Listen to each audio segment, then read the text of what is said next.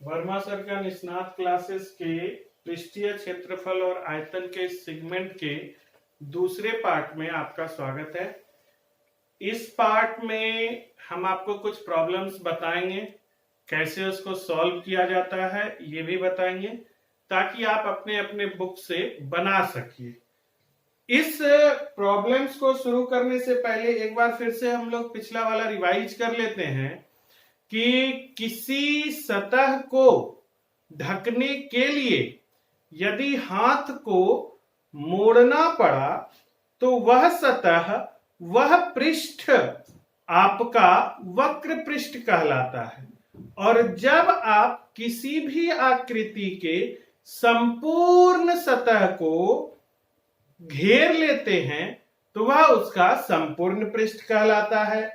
जैसे हम पिछली बार आपको इस बेलन का उदाहरण देकर समझाए थे कि यह बेलन है, इसका वक्र सतह यह है, तो इसको हमने जब वक्र सतह को ऐसे किया तो यह मेरा वक्र सतह हुआ, और इसको ऊपर नीचे से भी ढक लिया, ऊपर से भी ढक लिया और बीच से भी ढक लिया, तो इस तरह से हम इसका संपूर्ण पृष्ठ पर जाते हैं।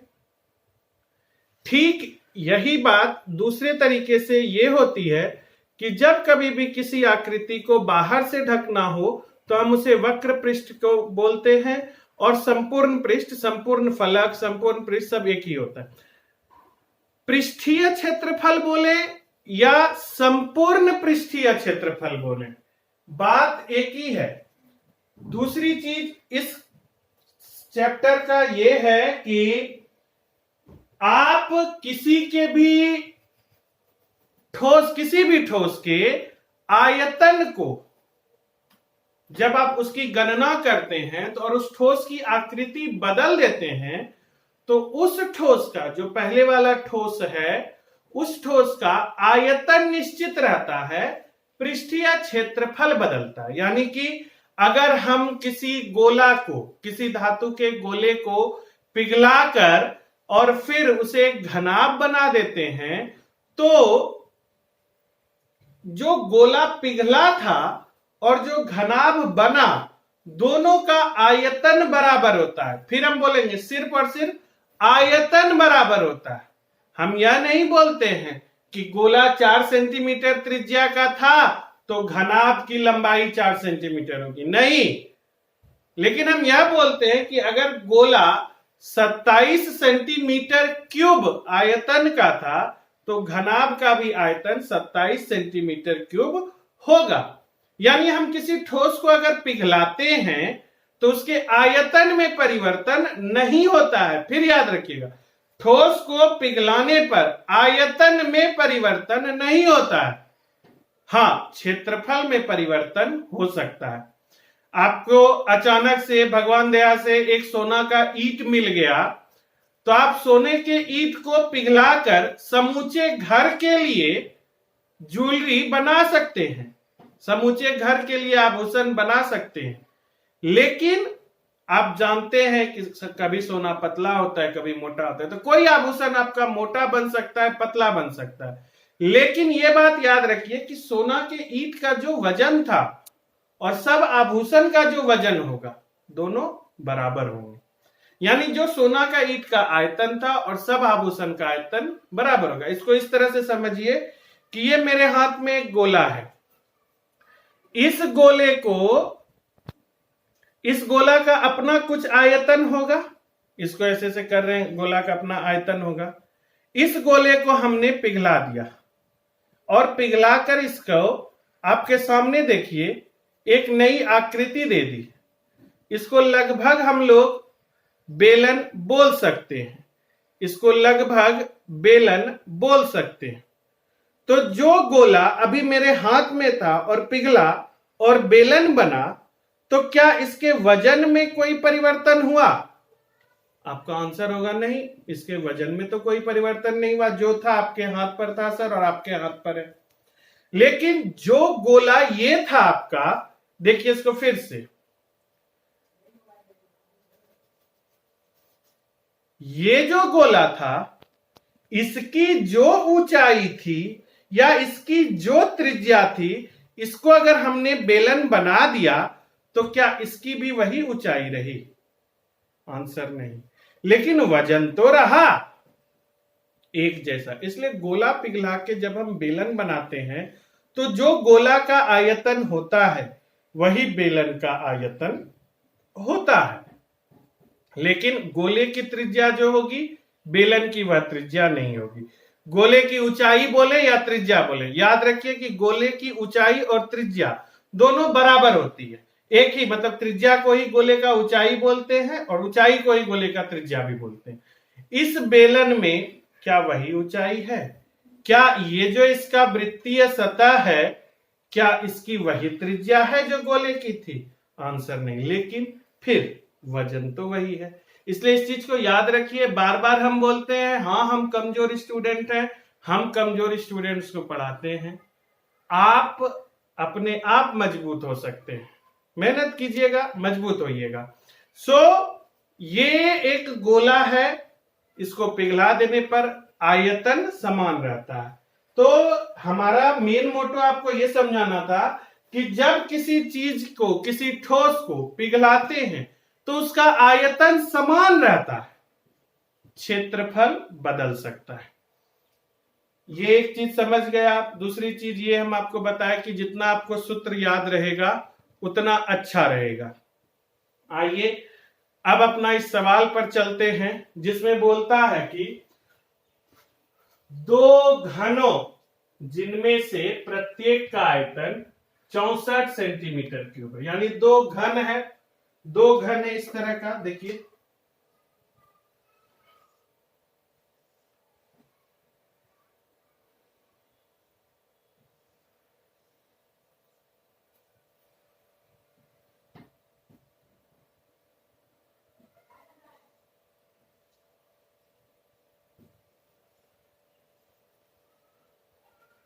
ये जो दो घन है हमारे, इस दोनों घन का जिनमें से प्रत्येक का आयतन 64 सेंटीमीटर क्यूब है, इसका भी आयतन 64 सेंटीमीटर क्यूब है, के संलग्न फलकों को मिलाकर एक ठोस बनाया जाता है।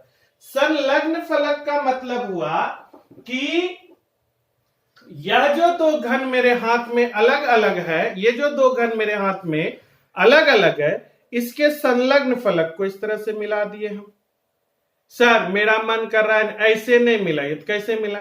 ऐसे भी तो फलक मिल सकता है। हाँ मिल सकता है।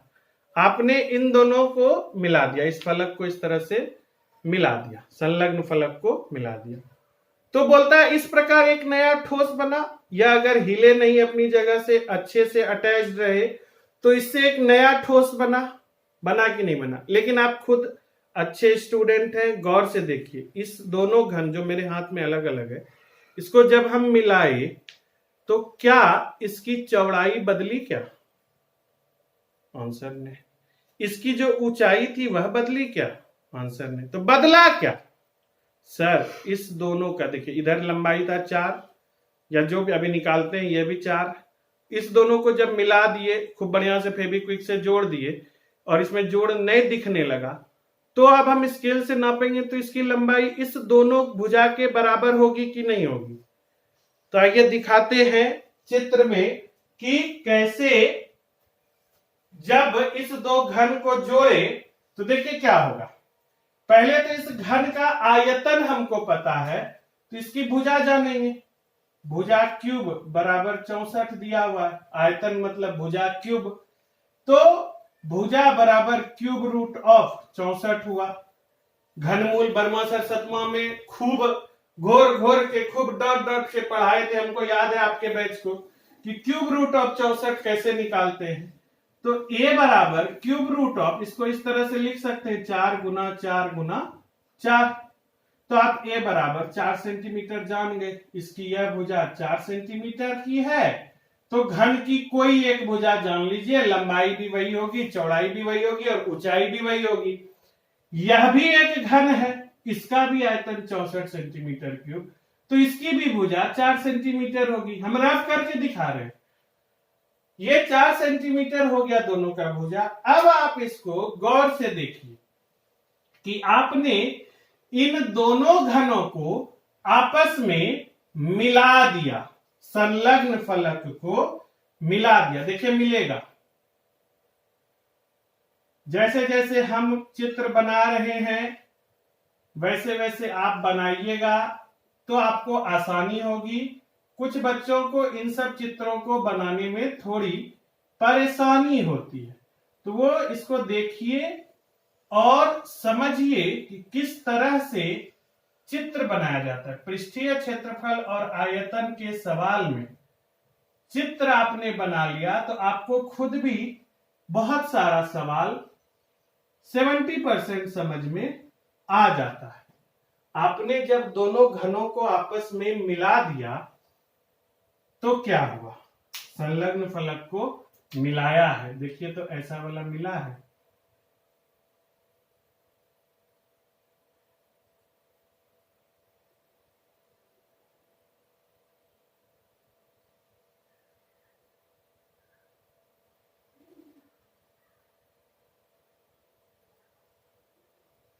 देखिए तो दोनों घन मिल गया कि नहीं मिल गया, संलग्न फलक।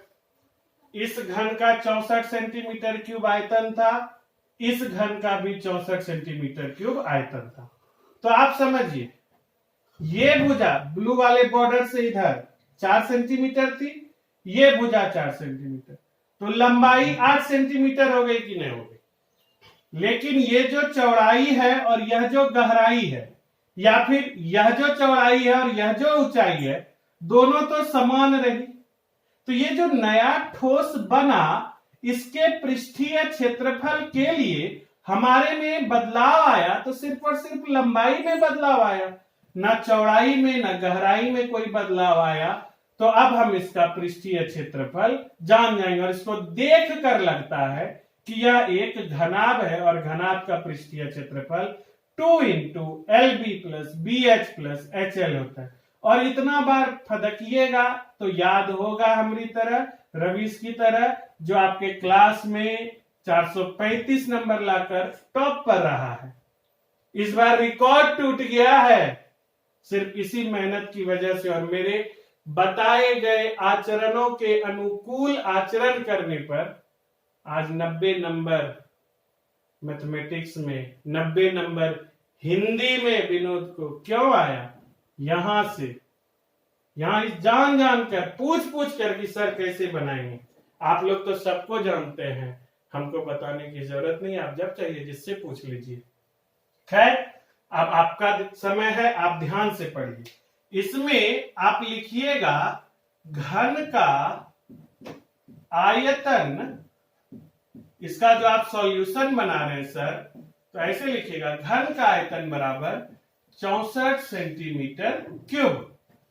तो भुजा, इसका मतलब हुआ सर, दिस इंप्लाइज दैट, इसका अर्थ यह हुआ सर कि भुजा क्यूब बराबर 64 दिया हुआ है, यानी कि भुजा बराबर क्यूब रूट ऑफ 64, इसलिए भुजा बराबर 4 सेंटीमीटर।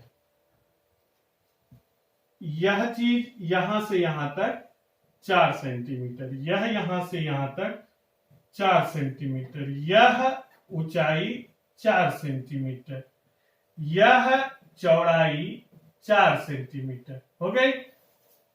तो इसकी कुल लंबाई को अगर हम 8 सेंटीमीटर लिख दें तो कोई व्यक्ति हमको उंगली नहीं उठा सकता हम पर। तो संलग्न फलकों के को मिलाने पर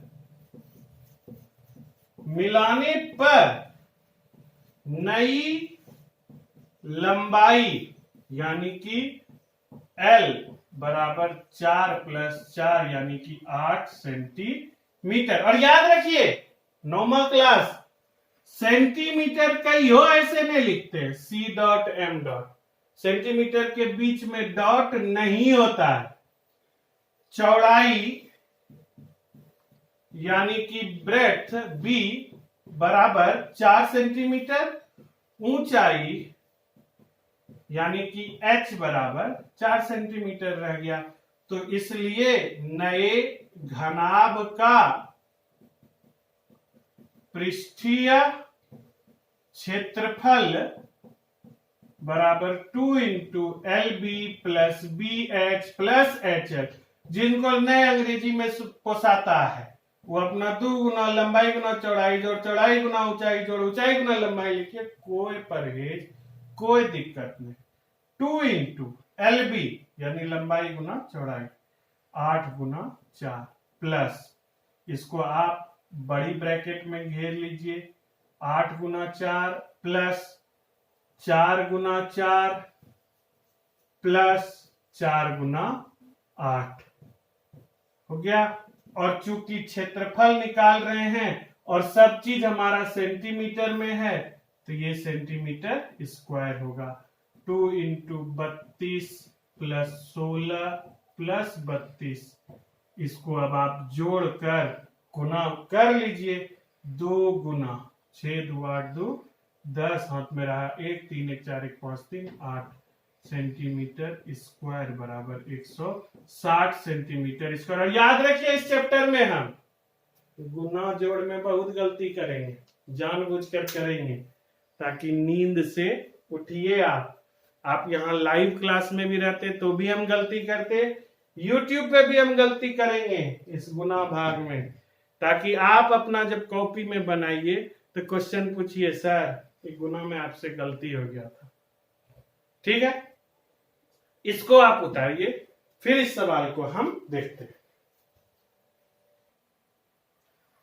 अगला क्वेश्चन है कि कोई बर्तन एक खोखले अर्धगोले के आकार का है।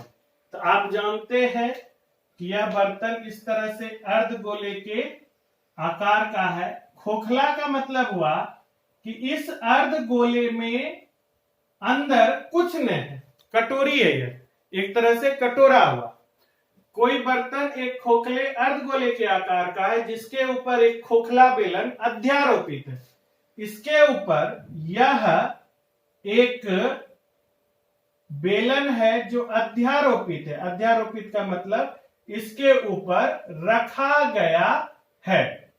यह बेलन अध्यारोपित है। थोड़ा सा फिगर टेढ़ा मेढ़ा आप अपना आपका मेरा हाथ जानते हैं, आप टूटा हुआ है तो थोड़ा सा टेढ़ा बनता है, आप अपना सीधा अच्छे से बना लीजिएगा। अध्यारोपित है। अर्धगोले का व्यास 14 सेंटीमीटर है। अर्धगोले का व्यास 14 है, यानी ये चीज यहां से यहां तक डायामीटर 14 सेंटीमीटर का है। अर्धगोले का व्यास 14 सेंटीमीटर और इस बर्तन की कुल ऊंचाई, बर्तन में खाली अर्धगोला शामिल नहीं है, बर्तन मतलब हो गया बेलन यहां से लेकर यहां तक की ऊंचाई, यहां से लेकर यहां तक की ऊंचाई, कुल ऊंचाई 13 सेंटीमीटर है। 13 सेंटीमीटर है। इस बर्तन का आंतरिक पृष्ठीय क्षेत्रफल ज्ञात कीजिए। यही बोला, इस बर्तन का आंतरिक पृष्ठीय क्षेत्रफल ज्ञात करना। तो ये बर्तन है, ये जो अर्धगोला है तो ये इस तरह का है सर, देखिए इस तरह का है यह अर्धगोला, खोखला खोखला। इसका जो व्यास है वह 14 सेंटीमीटर है। तो व्यास का आधा त्रिज्या होती है, तो इसकी त्रिज्या 7 सेंटीमीटर हुई। तो अर्धगोले की, अभी हम तुरंत बोले कि अर्धगोले की जो त्रिज्या होती है वही अर्धगोले की ऊंचाई भी होती है। तो इस अर्धगोले की ऊंचाई इसके इस केंद्र से यहां तक 7 सेंटीमीटर होगी, क्योंकि केंद्र से परिधि तक की दूरी को त्रिज्या कहते हैं। तो R बराबर 7 सेंटीमीटर हो। अब देखिए यह बेलन का ऊपरी सिरा और निचला सिरा दोनों एक अर्धगोले एक वृत्त की तरह है। इस तरह से एक वृत्त की तरह है। तो इसको जब आप इस पर अध्यारोपित कीजिएगा, इस पर इस तरह से अध्यारोपित कीजिएगा, तो जो अर्धगोले की त्रिज्या है वही इस बेलन की त्रिज्या होगी।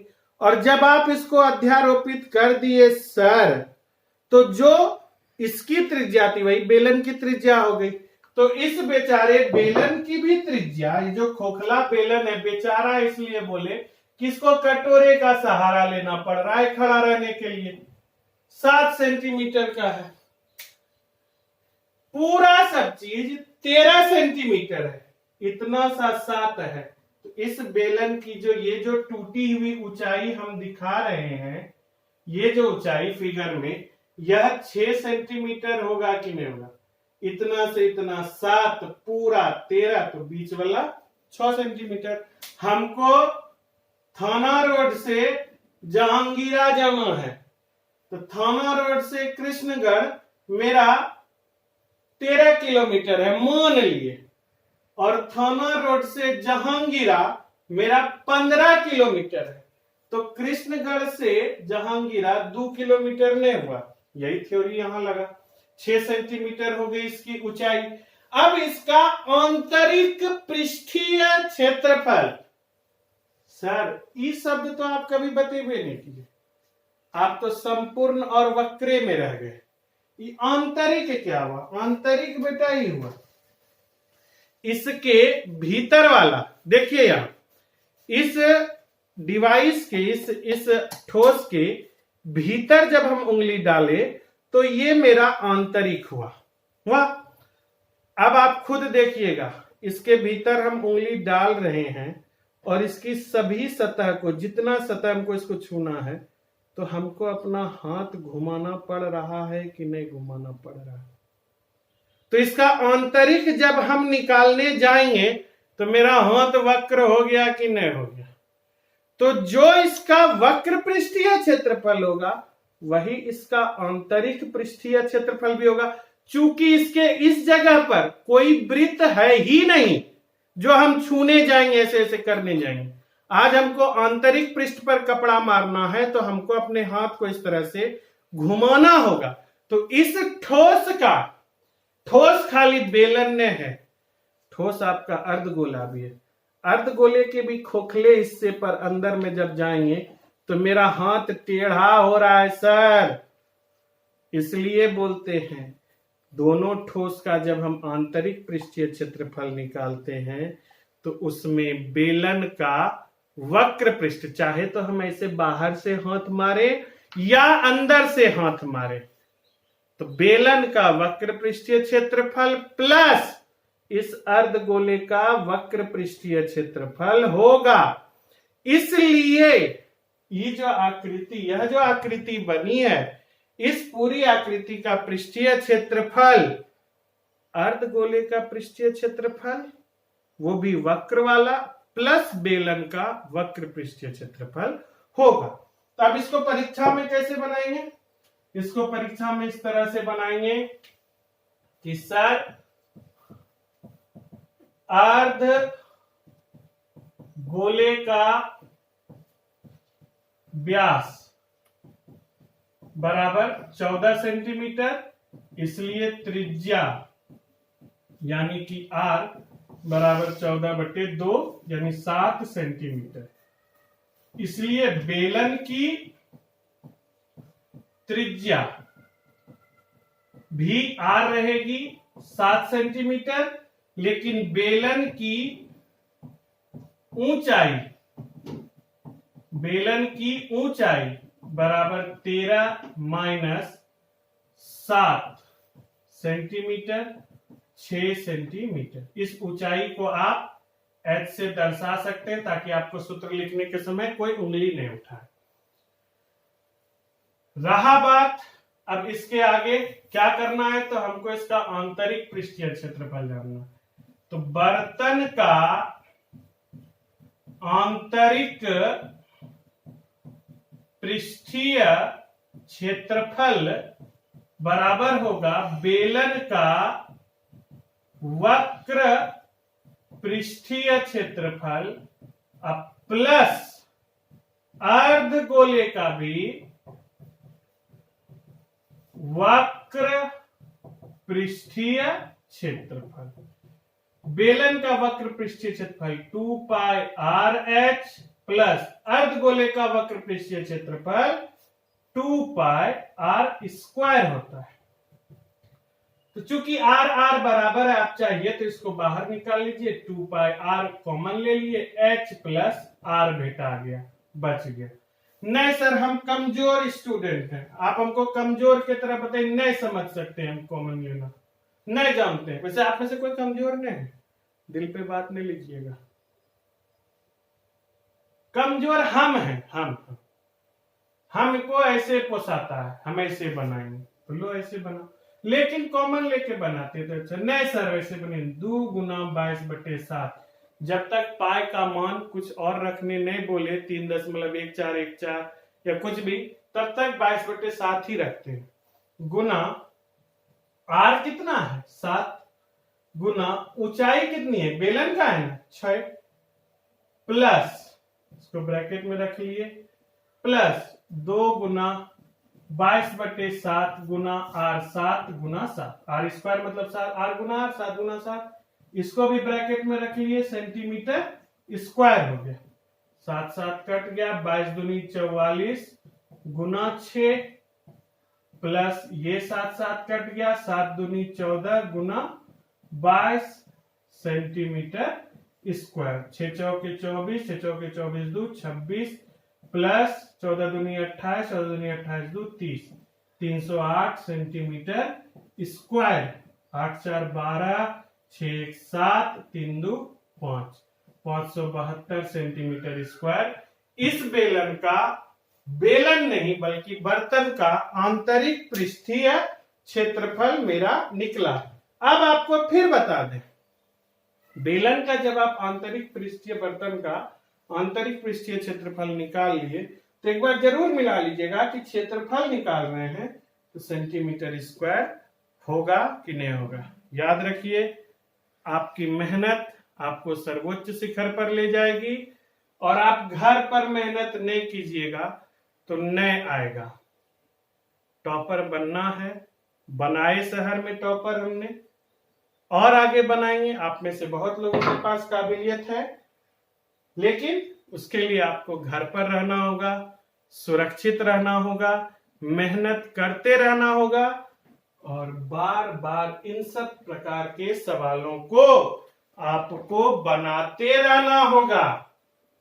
इसके आगे हम लोग अगले वीडियो में देखेंगे, तब तक हमसे जुड़े रहिए, घर पर मेहनत करते रहिए। धन्यवाद।